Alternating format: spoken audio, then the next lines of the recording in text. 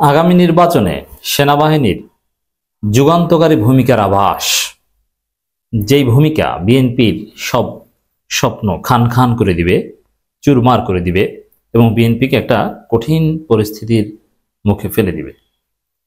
দর্শক, আপনারা জানেন, আমার এই বিশ্লেষণ আপনি একটু যাচাই করেন। আপনি গ্রামে গঞ্জে আপনার আত্মীয় স্বজন যারা এখনো বিএনপি করে,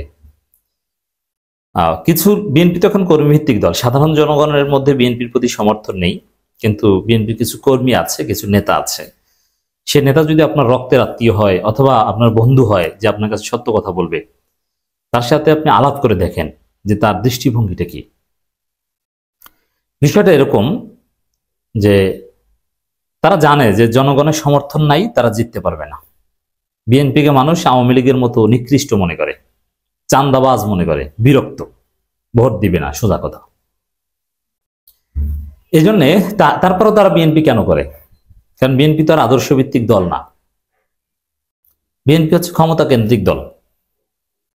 তারপরেও একটা আশায় বিএনপি করে যে জনসমর্থন থাকুক আর না থাকুক, আওয়ামী লীগ যেরকম জনসমর্থন ছাড়া ক্ষমতা এসেছিল, টিকেছিল, আমরা পিছনের দরজা দিয়ে অথবা ভোট চুরি করে, ডাকাতি করে, প্রশাসনকে ম্যানেজ করে, ওই যে দুই একজন বিএনপি প্রার্থী দেখেন না, ঘোষণা দেয় ধানের শীষ ছাড়া অন্য কোনো প্রার্থীর এজেন্ট থাকতে দিব না, অমুক তমুক হ্যাং ট্যাং নানান কিছু।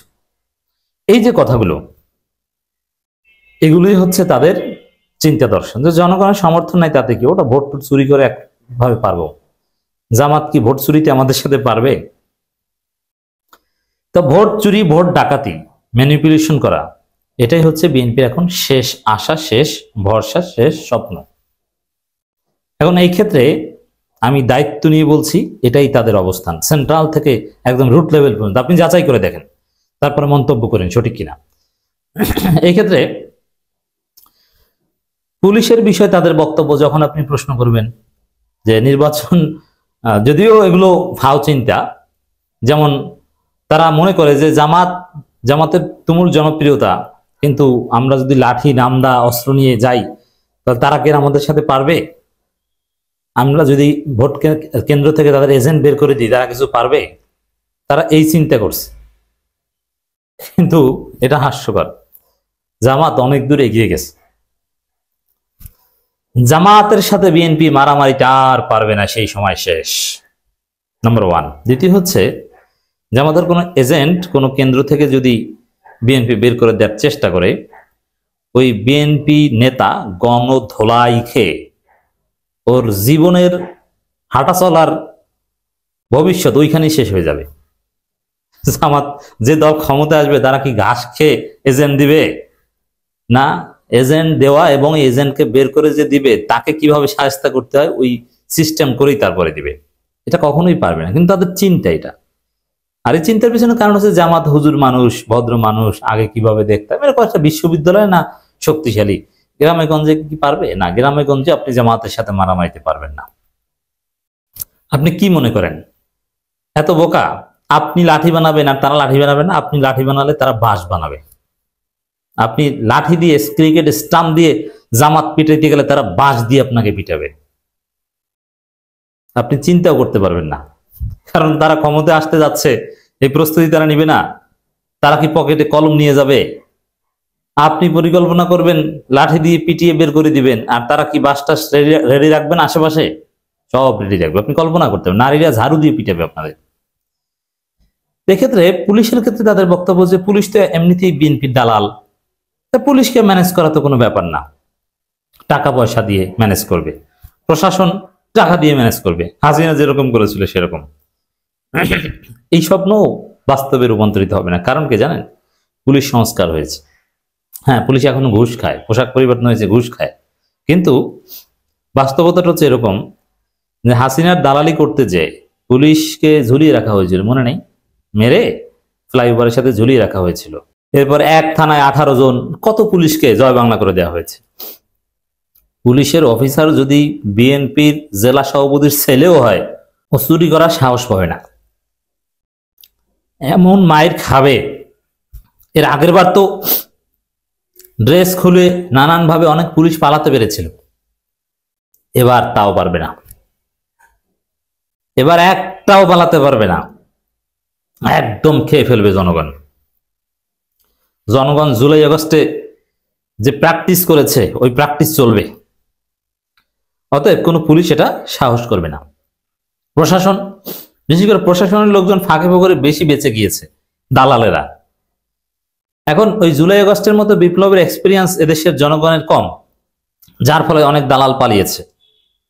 আপনি কি মনে করেন আর একবার যদি একটা বিপ্লব হয় এই আকামের বিরুদ্ধে, পুলিশ একটাও পালাতে পারবে না, প্রশাসনের লোকজন ইউএনও ডিসি একটাও পালাতে পারবে না, এবং আওয়ামী লীগের লোকজন তো ভারতে পালিয়েছিল। এবার জনগণ সমস্ত বর্ডারে রেড দেবে, কেউ যেতে পারবে না। বুঝতে পারছেন কি বিপদ অপেক্ষা করছে? ভোট চুরি করবেন। আর ডক্টর ইউনূস ক্ষমতায়, এখানে আওয়ামী লীগ ক্ষমতায় না, বিএনপি ক্ষমতায় না, যা ইচ্ছা তা করতে পারবে পুলিশের মাধ্যমে। আর দ্বিতীয় কথা হচ্ছে, যখন প্রশ্ন করা হয় যে আপনারা ভোট চুরি করবেন, সেনাবাহিনীকে কিভাবে ম্যানেজ করবেন? সেনাবাহিনী থাকবে তো, এক একটা কেন্দ্রে 5 জন সেনাবাহিনী দাবি করেছে জামাত। সেনাবাহিনীকে তো আপনারা ম্যানেজ করতে পারবেন না। ওই প্রশ্নে বাবারা নীরব, চুপ। সেনাবাহিনীকে ম্যানেজ করতে পারবে এই বিশ্বাস তাদের নাই। সেনাবাহিনী তাদের ভোট চুরিতে সহায়তা করবে এটা তারা বলে না। পুলিশের ক্ষেত্রে বিশ্বাস আছে। ওই সেনাবাহিনী বসে, জামাতের মায়ের বাঁশের পিটানি খাওয়া দরকার নেই। ওই সেনাবাহিনীর কারণেই আপনাদের ভোট চুরি জয় বাংলা হয়ে যাবে।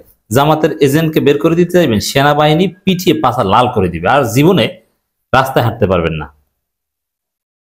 সেনাবাহিনী ভূমিকা পালন করতে যাচ্ছে। এটি হচ্ছে বিএনপি স্বপ্ন শেষ এবং চুরির রাস্তা বন্ধ। সুষ্ঠু নির্বাচন আয়োজনে ইসিকে সর্বাত্মক সহযোগিতা করবে সেনাবাহিনী। সেনাপ্রধান কথা বলেছেন।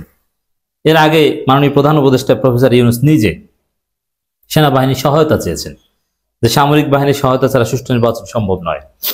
এর মানে আগামী নির্বাচনে সেনাবাহিনীর ব্যাপক উপস্থিতি থাকবে, সরাসরি আইন শৃঙ্খলা রক্ষায় নিয়োজিত থাকবে, রিজার্ভ ফোর্স হিসেবে নয়। ইতিহাসের সবচাইতে সুষ্ঠু নির্বাচন করতে হলে সেনাবাহিনী ছাড়া সম্ভব নয়। আর জামাতের বাঁশের লাঠি ওটা রেডি থাকবে, আই নো দ্যাট, আমি জেনে বলছি, যে কেউ আগাম করতে আসলে তারা ছেড়ে দিবে না, এক বিন্দু ছেড়ে দিবে না। আপনি ভয় দেখাবেন আর তারা পিছনে দৌড়াবে, ওটা মনে করার কোনো কারণ নেই। যাদের পক্ষে এত জনগণ, তারা কি আপনাকে পিটিতে পারবে না? অবশ্যই পারবে। কিন্তু ওগুলো কিছুই লাগবে না। সেনাবাহিনী মোতায়েন হবে, সেনাবাহিনী দায়িত্ব পালন করবে, ঘটনা শেষ। বিএনপির চুরির রাস্তা শেষ। আর ইউনূস কি বুঝেন না যে এই কাজ কারা করতে পারে, কি কারে না, কি করা লাগবে? দেশের আইন শৃঙ্খলা রক্ষা এবং সুষ্ঠু নির্বাচন আয়োজনে সরকার এবং নির্বাচন কমিশন ইসিকে সর্বাত্মক সহযোগিতা করবে সেনাবাহিনী আইন শৃঙ্খলা রক্ষায়। এর মানে শুধু রিজার্ভ ফোর্স হিসেবে থাকবে না হাসিনা আমলের মতো, সরাসরি একদম কোন জায়গা থেকে জামাতের এজেন্ট বের করে দিবেন ওই জায়গায় সেনাবাহিনী দাঁড়িয়ে থাকবে। আপনি কিছু করতে পারবেন? কোশ্চিন কারণ।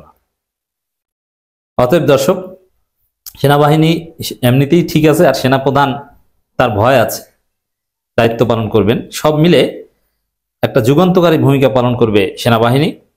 বিএনপির সব স্বপ্ন শেষ।